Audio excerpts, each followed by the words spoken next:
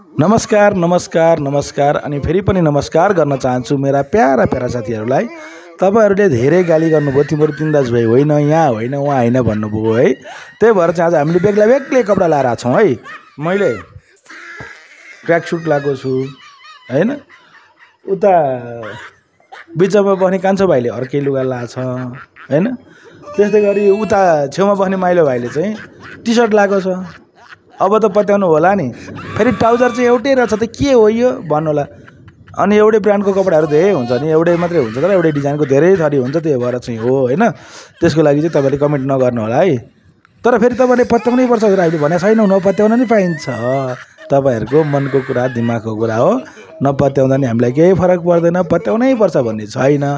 तैपनि अब हजुरहरूको आफ्नो विचार गर्नु न, के भन्नु छ हामी त होइन।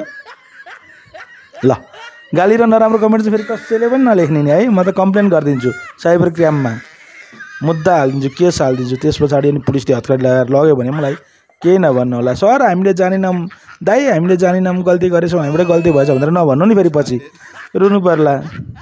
दरदर्ती आँखाबाट आँसु झार्दै हतकडी लाएर याद गर्नुहोस् है सबैजनालाई। त्यही भएर कसैले पनि गाली र नराम्रो कमेन्ट नगर्ने मैले अहिले भनिदिएको छु है। फेक आइडी भयो नि पत्ता लाग्छ नि, फेरि थाहा छ होला नि।